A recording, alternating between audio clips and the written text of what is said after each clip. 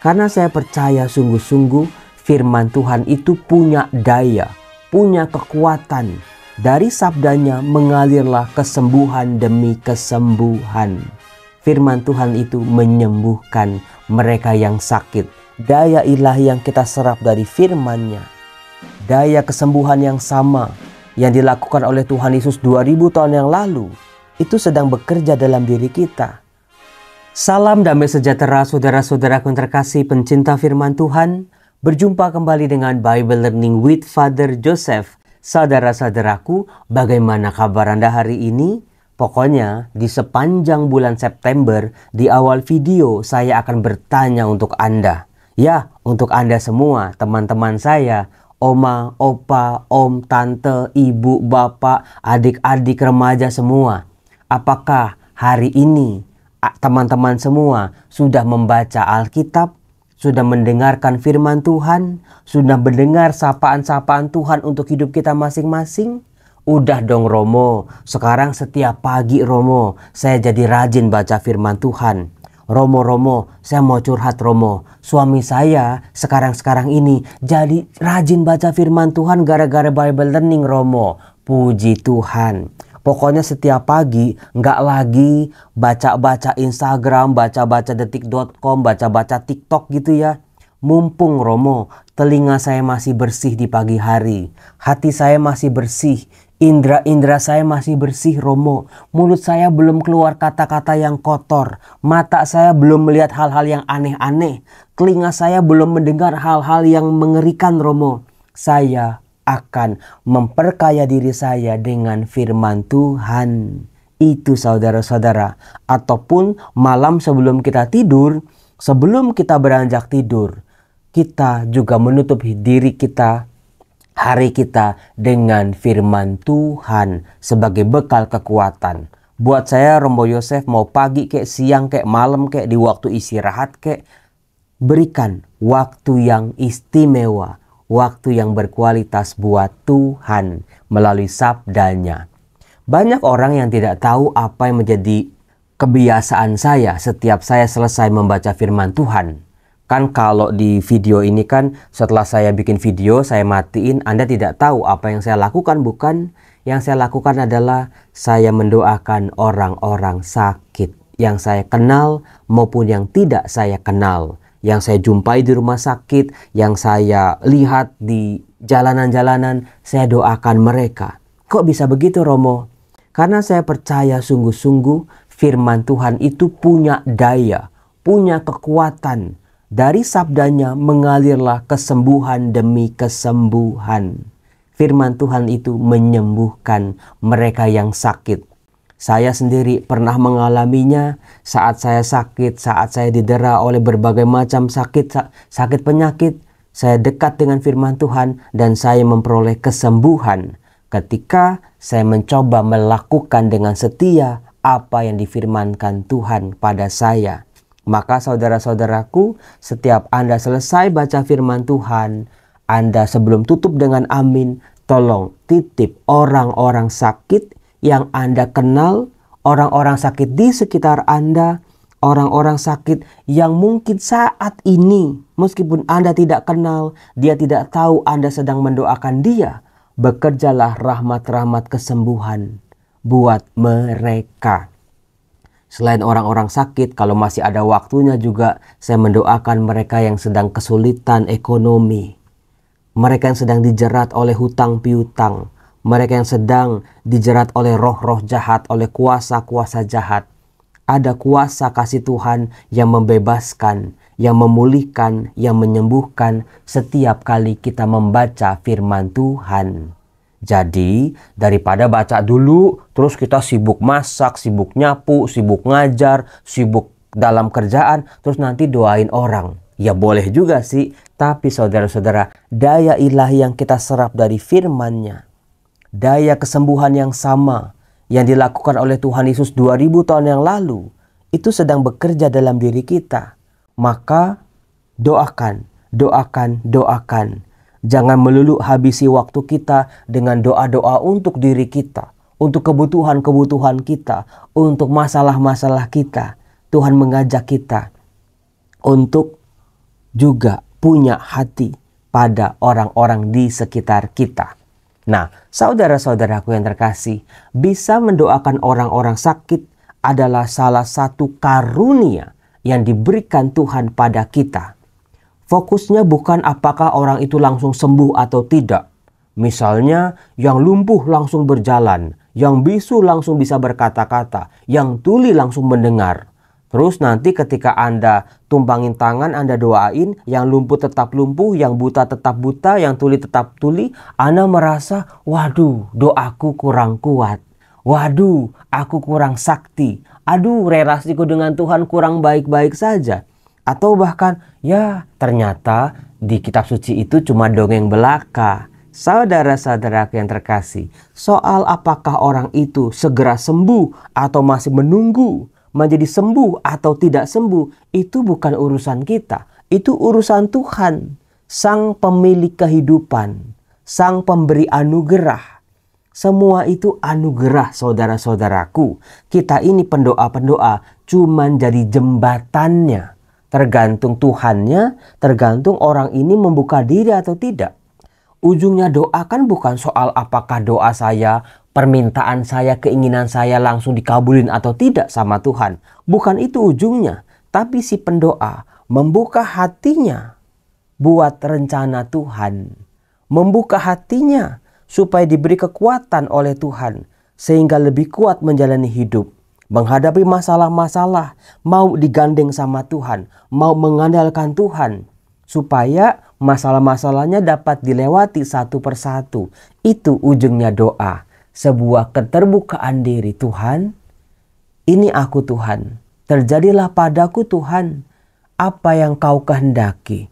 Kalau memang aku harus sakit Tuhan, izinkan aku untuk bisa menerimanya. Kalau memang ini kesembuhan Tuhan, terjadilah kalau itu memang sesuai dengan kehendak-Mu. Tapi beri aku rahmat, kehendak yang kuat untuk percaya pada kuasa-Mu. Itu doa saya buat orang-orang sakit. Bukan melulu, Tuhan sembuhkan Tuhan, Tuhan tolong dia Tuhan. Tapi supaya orang-orang ini yang saya doakan ini bisa buka hatinya pelan-pelan, bisa menerima keadaannya, bisa berdamai dengan sakit penyakitnya, bisa berdamai dengan keadaannya. Dan di situ orang itu jadi kuat, berserah pada Tuhan, kesembuhan malahan terjadi. Itu ya yang saya bisa sharingkan ketika saya mendoakan orang-orang sakit. Kesembuhan adalah anugerah. Bisa mendoakan orang-orang yang di sekitar kita itu sebuah karunia. Itu sebetulnya ajakan dari Santo Paulus dalam suratnya yang pertama kepada jemaat di Korintus bab 2. Itu dari ayat 10 sampai ayat 16. Di mana Paulus berkata, dengan kekuatan roh, kita tidak menerima roh dunia, tetapi roh yang berasal dari Allah. Nah ini dia. Roh dari Allah hanya bisa diterima dalam relasi yang baik dengan Allah. Dalam sebuah doa, keheningan, dan juga ketika kita membaca firman-Nya. Dengan membaca firman, kita mengenal roh Allah supaya kita tahu apa yang dikaruniakan Allah kepada kita. Ini dia. Banyak orang tidak tahu karunia apa yang Tuhan kasih buat dia. Banyak orang menerima karunia tapi tidak mau mengakui itu berasal dari Allah. Banyak orang menyembunyikan karunia-karunia yang dia terima dari Allah. Daripada saya ngomong kepada orang lain, nanti saya malah dimintain tolong Romo. Nanti saya yang bikin sibuk Romo. Nanti saya yang susah Romo. Nanti saya yang repot Romo. Ada juga orang kayak gitu. Punya suara bagus, diminta sama temennya untuk jadi anggota KUR, enggak mau. Punya kecakapan, punya kepintaran, punya leadership, punya kepemimpinan, diminta jadi ketua lingkungan, enggak mau. Punya kesukaan dalam membaca firman Tuhan, pengertian dan pemahaman, diminta untuk ikut kursus kitab suci, enggak mau. Banyak yang kayak begitu. Nah, firman Tuhan, roh Allah yang kita terima dalam doa, Ekaristi, baca firman, membuat kita tahu karunia apa yang dikaruniakan Allah pada kita. Anda dengan usia yang seperti ini, saya nggak tahu usia Anda berapa. Ada yang 80, 70, 50, 40, 30, 20, bahkan ada yang belasan. Anda tahu nggak karunia Allah yang Tuhan kasih buat diri kita masing-masing? Kalau Anda usia masih 11-an tahun, masih usia 20-an tahun, saya belum tahu Romo, saya bisa maklum. Tapi kalau udah 60, 70, 80, saya kok belum tahu ya Romo? Hati-hati, Tuhan sudah kasih, tapi kita yang belum sadar. Nah, saudara-saudaraku yang terkasih, kembali ke firman Tuhan punya daya kesembuhan, punya daya kekuatan, punya daya pemulihan. Itu sungguh-sungguh dihadirkan dalam diri Yesus Kristus Tuhan kita, yaitu di Lukas bab 4. Saya pernah menjelaskan di video yang kemarin bagaimana setelah Tuhan Yesus membacakan firman nubuat Nabi Yesaya, Tuhan Yesus berkata, pada hari ini genaplah nas yang kamu dengar itu. Langsung diapain? Langsung ditolak, langsung dibawa sama orang-orang Nazaret, dibawa ke pinggir bukit untuk dilempari batu di situ. Tapi luar biasanya adalah ternyata Tuhan Yesus bukan pribadi yang hanya berfokuskan pada dirinya sendiri, pada masalahnya, pada penolakan orang, pada kebencian orang, tetapi pribadi yang bisa berdamai, menerima situasi diri secara luar biasa dan tetap melayani. Pribadi yang fokusnya itu hanya pada Allah, bukan pada kebutuhan-kebutuhan, masalah-masalah dirinya. Itu inspirasi buat kita Romo. Selama ini setiap saya berfokus pada masalah saya saja Romo, kok bukannya berkurang malah nambah Romo. Iya apa iya?